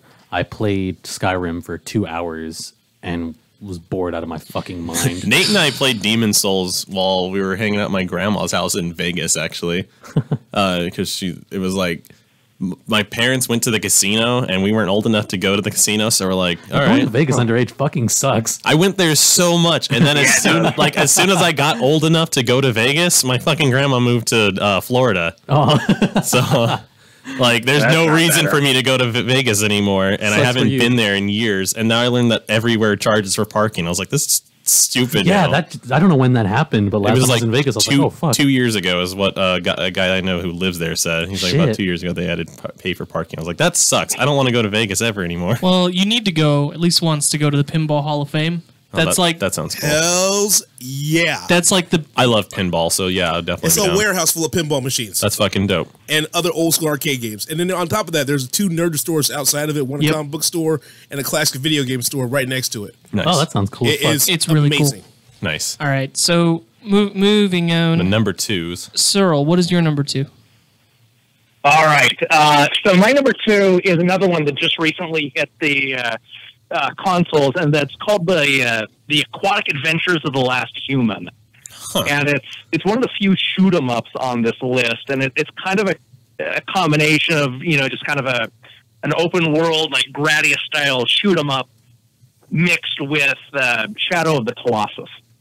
That's a cool combo. Yeah, and It's very, very teal. I'm looking at images of it right now. I remember watching it a has review a on fun this. retro look. Yeah, it's pretty cool. Oh, it's like you're a submarine. Wow, this looks a lot more in depth than what I was thinking in my mind. This looks pretty cool. I mean, how deep in the water do you it's think they're also- going to go, Connor? Yeah, I realized that there's like you could take that as a pun when I said in depth. Aquatic jokes. We got them. Yes. Oh god, he's slicing off a fucking octopus's tentacle. That was cool. And there's Steve Irwin's murderer right there. Wow. Oh man, I will. It just came out on consoles. It's worth it. Is it on Switch? I think so. I think it came to I'll PS4 play the fuck and out of Switch. it. No, he said consoles. No, I'm playing. Oh, shots fired. I own a Switch. I'm joking. All right, that looks cool though. Yeah, I remember watching your review on it and thinking I want to play this, and then I forgot about it. So Weenie Hut Jr. over here. All right, Yeah, I what's know. your number 2? my number 2 is a game that we've talked about quite a bit on 8,000 times. this show. Stardust Vanguards. Oh, okay. Yeah. Okay. I had a prediction earlier, so it's there. Yeah, he said if that wasn't on your list, he was going to be super fucking surprised. Yeah. Yeah, Stardust Vanguards is a local multiplayer, mech fighting game. Yeah, it's basically 16-bit Gundam. Versus Bullet Hell? Yeah. Yeah. It's like it's a really good pick up and play with friends. Wait. 16-bit Gundam? Yeah. I can only get so erect. 16-bit Gundam, it's a 4-man free-for-all, or you can team up. There's also bots that go in. The game will not slow down with everything being shot out at once. It's a very solid game. It's on PS4 as well. You know, unfortunately, it's one of those games that whenever I bring to parties or whatever, everyone's like, wow, this is really good. How come I've never heard of it? And when we go on Steam, it only has 41 reviews. Yeah. And you know what's funny? One of those reviews is mine. It's like my only real review I've done on Steam. And I wrote like 3 fucking pages of text because I just really enjoyed this game. It's so good. And like, I cannot recommend Stardust Vanguards enough. It is legitimately, it's so amazing. You're going to hear about it again. No, when we go to Orcon next week, they have a gaming room where all the PCs are on free play. We should hook it up on one of the PCs. Stardust Vanguards and start downing everyone. Maybe it'll get popular enough to like get a resurgence. Because I actually messaged him. I was like, "Hey, dude, you should put this game on Switch because it would actually be perfect because of the split controller thing." Yeah. And he was like, "We don't have any intentions of it right now." And he's like, "That does sound cool." And then it's like they haven't been doing anything. Project Zenrai hasn't like been active. I was looking at their Facebook and stuff. Yeah, it's the only game that they've released. And Cyril, have you ever heard of this one, or have you ever seen anything for it?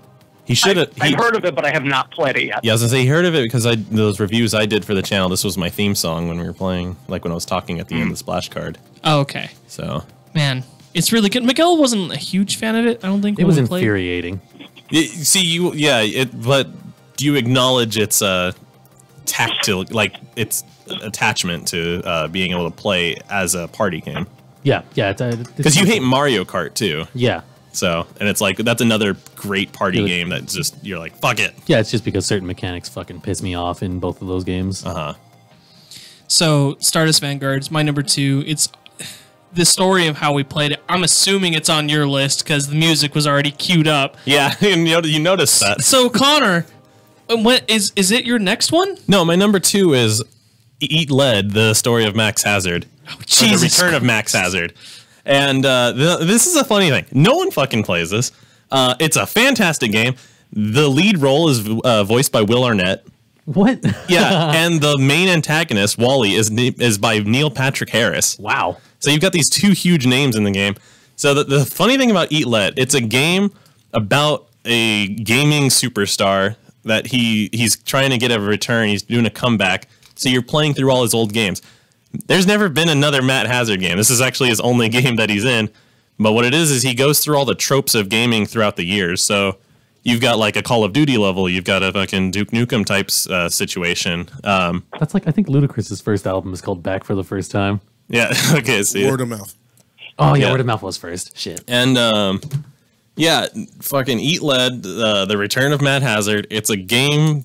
I was telling Bernard about this. I was like, there's a game that I know you played and you loved it. Yeah, and it's backwards compatible on the Xbox One and on the PS4. So you can find it for cheap. You can play it right now. Great game. I picked up. There was this little bundle at Costco where you got Eat Lead, MotoGP, and some other game. And I saw MotoGP and I was like, that sounds really fun to play. And then I played through the other ones and I was like, whoa, wait, Eat Lead was really fucking cool. Like, it was just really fun. Not really important, but Bernard and I were both wrong. His first album was Incognegro. Then it was Back for the First Time. Then Word of Mouth? Then Word of Mouth, yeah. Oh, okay. There you go. The next year, he put out 3 albums a year in a row. Well, that's back when he used to be working at the radio station. So that first one was when he was doing it out of the trunk of his car. Ah. Cyril, did you ever play Eat Lead? No, that was... I'm trying to remember who that was from. Was that from by Vicious? Let's see. Andrew's going to pull up the Google right now. It's called Eat Lead, Story Return of Matt Hazard. There it is. First Wikipedia. Developed by Vicious Cycle Software, published by D3. And it's got like low reviews, and like everyone just dismissed it as shitty. You know, The same people missed that that one. that made Mad Hazard would make Earth Defense Force and Goat Simulator. See, Oh. there you go. And see, it's very in vain. The It, like, publisher or the developer? The developer. Oh, wow. yeah, and it's super fun. I definitely recommend giving it a go. You might think it's cheesy, and then that's why I think a lot of the reviews gave it, negative reviews, because it was cheesy.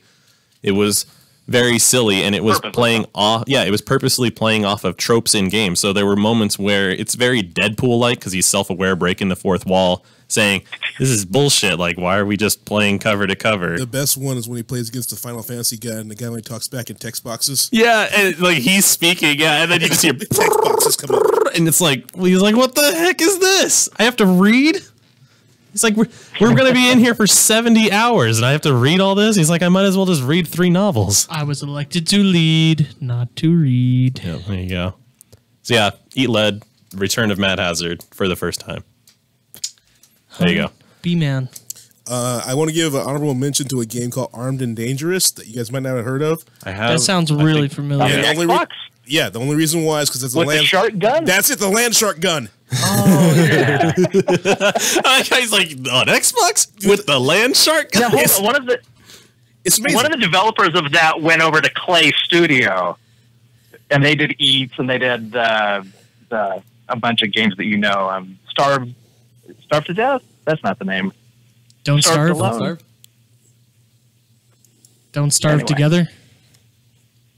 Is that? Don't Starve. Yes, that was it. Oh, okay. And then Way of the Ninja or something like that. And anyway, continue. Nice. Yeah, so yeah, if you guys have, just find that, get the shark gun, use it, and laugh your ass off, then you're done.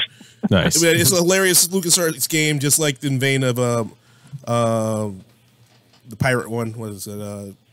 Monkey Island and stuff like that. Oh yeah, Monkey Island, hilarious. yeah. But for my hidden gem for sports, I actually had to change it up. I was going to do a Super Dodgeball, but I think you guys all played that. Yeah, it's Super Dodge. We were talking about. It's a great game. But I'm going to give it to NFL 2K5, NBA 2K5, NHL 2K5, the last of the 2K series for sports games. You guys might not know this. Back in the day when we had 2K, you used to have Madden and you had 2K. 2K. They both had the NFL contract. I know. And 2K said, some people just want to go for Madden, so screw that. We're going to start getting for $20. And you can play 2K basketball and football games, $20, just as good as Madden. The best part about the 2K5 on football is you could pick any character you wanted and have a first-person view when you played that down. That was cool. Oh, what's wrong, Andrew? You don't like it? I'm sorry, man. As the only other person on the panel that plays sports games on a regular You basis, didn't like that one? Almost religiously. 2K only makes good basketball games. 2K football was not bad. 2K football. 2K baseball was excellent. 2K. What? 2K. Listen, I didn't He play only this- likes I- the show, I is didn't what he's play saying. any of the No, shows. I played 2K before the show. Yeah. 2K is garbage. Oh my god, dude! Really? Yes. Really? Why you had hate? Why What you do had- I? Because it's bad. It's not bad. You gonna It's slap good. your shit, It's Andrew. bad. It's not the show. I'm going to give it that. The show is the best thing going. But I didn't have a PlayStation at the time, so I played it on Xbox. It was better than the Xbox crap they put out. It was the best. Correction. The Bigs was the best baseball game they put out. The Bigs. Bigs? Thank you. The Bigs is fun. The Bigs is like the closest thing to backyard baseball. I was about to say, what about Or, backyard I'm sorry, baseball? I'm sorry, not backyard baseball. Like like the Blitz. street. Like Blitz in the street. Like yeah, that's the closest thing baseball will ever get to like MLB the street. well, on my list, 2K5 is okay. I like how you went from the saying it's great, you're like it's okay. It's okay. I'm okay with this. Oh, But is it okay. a hidden gem? I truly think that at that time when you have the games, when you now only all you have now is a choice of Madden for your And Mutant representation. Football League. And Mutant Football League. Yeah, Mutant Football League. That's a better one.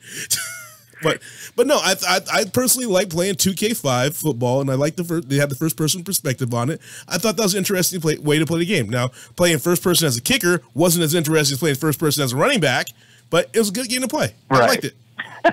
No, yeah, it's Go ahead, go ahead. it's fine. Yeah, no, it's your show. Your show. I'm sorry. I'll press buttons back here. Yeah, you be quiet. I mean, it's no Sonic Unleashed.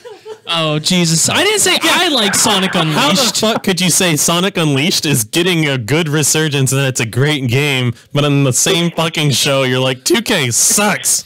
Because 2K is genuinely bad. They So is Sonic Unleashed. He at least gave 2K basketball his props, so that's no 2K basketball. Like, there's a reason why 2K is still around exactly for that reason. Exactly. But they couldn't handle it, the football, and then NHL. No, they sure as hell couldn't handle baseball. I will say probably the NHL was close. NHL was fun. I would say it's closer, like the gap, but Madden and the show are just so much better than the 2K variants. It's stupid. Basketball now, like 2K is It's the only choice. the show is to NBA 2K as in 2K is to live. If I just made sense, if you understand what I just meant. I get it. All right, perfect. All right, so my number. Oh, Miguel. I actually came up with a couple. Oh, and wow. I'm debating. By hearing of all these rants. No, just like a couple games that I just happened to think of. Yeah, I'm not. Oh, there I am. Just in time. Anyway, yeah, I one of them I want to say is Tokyo Jungle. It got a lot of like hype, Oh. but I don't think it got played a lot. It was very fun. But I think the one I really want to say is Battle Cats. It was a mobile game. It was like one of those like you make units and they go and attack. Yeah, it's like a tower defense, like Yeah. back and forth. Yeah, and there's Sexy Legs Cat. Yes, you know about Battle Yeah, Cats. I love Battle Cats. It's fucking funny. It's the fucking It's so stupid funny. It's free, right? yeah, yeah. it's a mobile game. Yeah, it's a Well, free yeah, mobile it's game. free. I forgot there are not free mobile games. Yeah. People pay for mobile games. Fucking Super Mario Run is $10. Fuck that. Yeah, I want to say Battle Cats. Battle Cats is fucking amazing. All right. I love the little drum line that you hear, and it's like dun, dun, dun, dun, There's dun, a- dun, dun, when you're going. One of the enemies, because I think it's made by Japanese people, because there's English all over the game. Yeah. And one of the enemies, I believe it's called Elizabeth. Yeah, Is the fucking name of an enemy yeah. in this adorable fucking cat tower I believe that defense. was on purpose because, like, there's like I said, the Sexy Legs Cat. Yeah, but they didn't realize that was. Oh, that like, bitch was a hard word. Yeah. Yeah. That's just like how the Japanese misinterpreted. They thought "fuck" was like just being happy and excited. Yeah, and it was 'cause like we use it, fucking like- sale. Yeah. There's a picture Great. online. Yeah, we use it as like a. Yeah. Yeah, that's fucking awesome. Yeah. Cyril, what's your number one? Well, we started earlier this list with Alan Wake, which of course was partially inspired by not just Stephen King, but also Twin Peaks. Mm-hmm. Yeah, very And much so. so I'm going to finish off my list by talking about a game called All the Delicate Duplicates, That I've which is never heard. I've heard of basically imagine like a Twilight Zone episode directed by David Lynch. It's kind of obtuse. It's a little confusing, but it involves time travel in a way that you don't see in a lot of video games, and it's brilliant. It's absolutely brilliant. Nice. So this is one you'd recommend to people who liked Alan Wake, such as myself. Absolutely. Okay. It's not scary, or it's not combat. Like it's Right. more story focused. Okay. But it has a very similar tone. And if you're into that kind of fiction, you'll dig it. It's Yeah. so good. I think And that, it's something you'll unpack for months to come. I think that's one thing to clarify on myself, because I really, for some reason, don't have a shtick for horror or anything, or find things scary when it's fiction. So for me, like Right. when you just mentioned that about Alan Wake, I was like, oh yeah, people might find Alan Wake scary, and I didn't at all, but I just had a great time with it. So the lack of horror will not disturb my opinion of it. Yeah. Well, it's one of those that looks like it's going to be a horror game, but it ends up not being. It ends up Okay. being more of a science fiction sort of thing. Okay.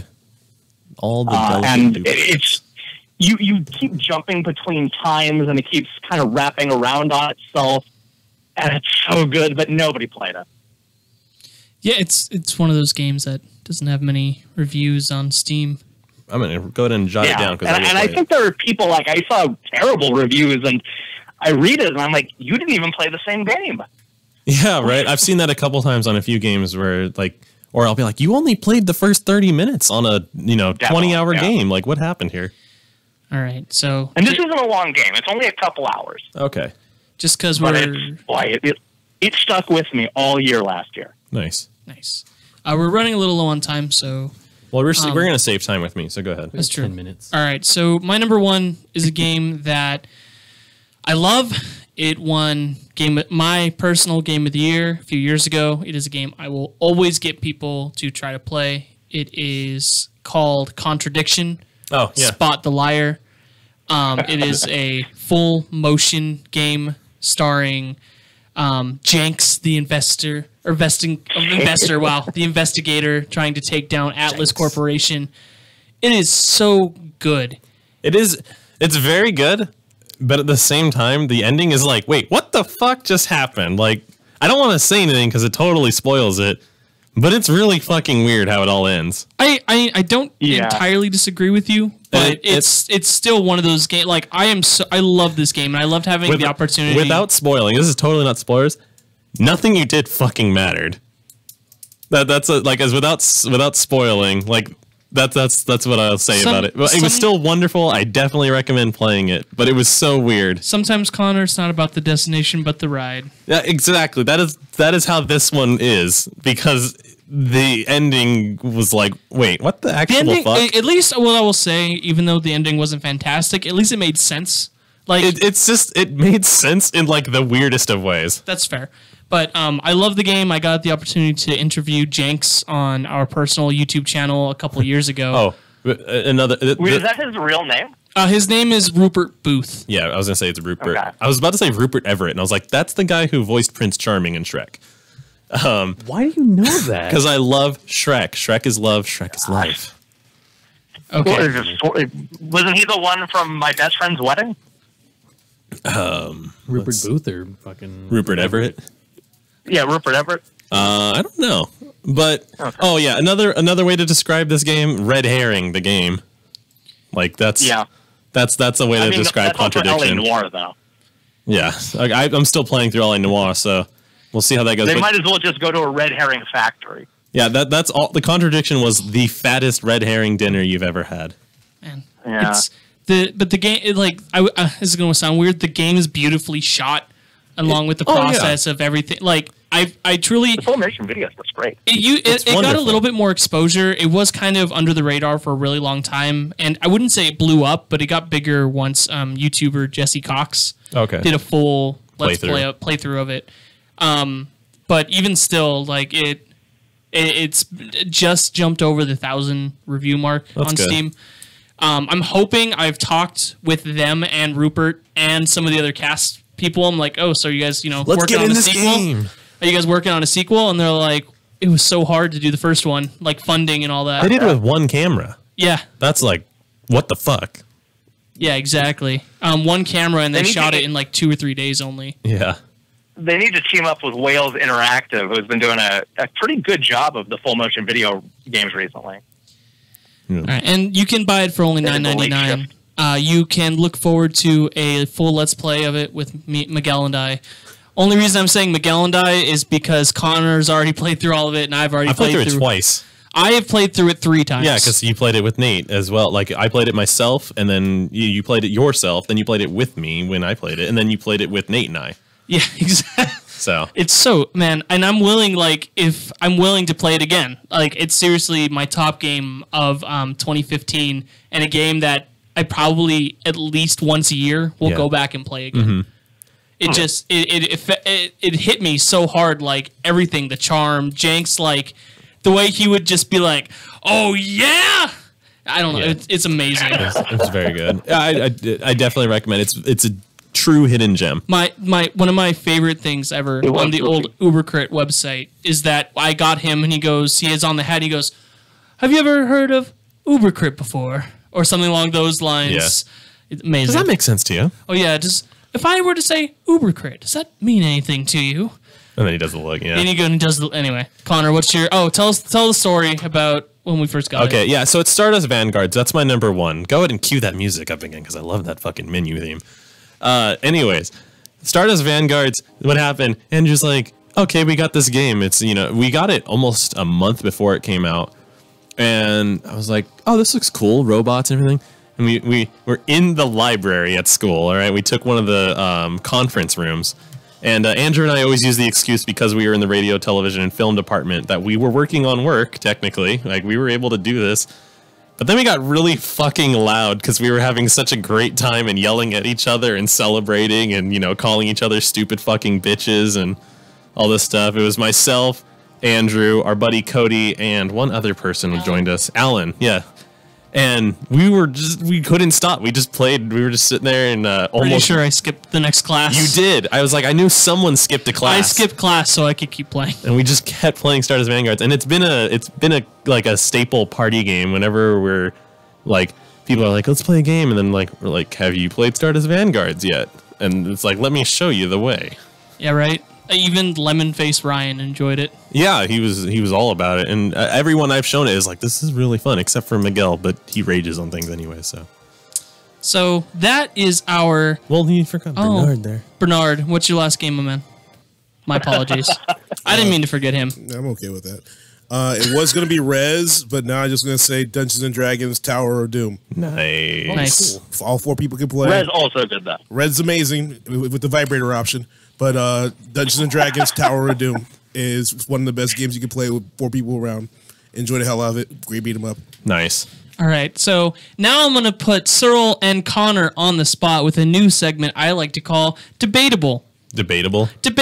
And here's the reason why. Both of you have very polar opposite opinions on this game I'm about to bring up. Wheels of Aurelia. Oh, yeah. Connor absolutely hates it. I do. Cyril, you absolutely love it, or at least you have a very positive opinion of it. So what I'm going to do now is I'm going to pass the mic over to my main man Connor to my left, and you're going to discuss why you don't like it. And Cyril, you're going to have to see if you agree, disagree, or anything in the above. Well, as fast as I can, the biggest thing that I disliked about it is that it's over before it starts.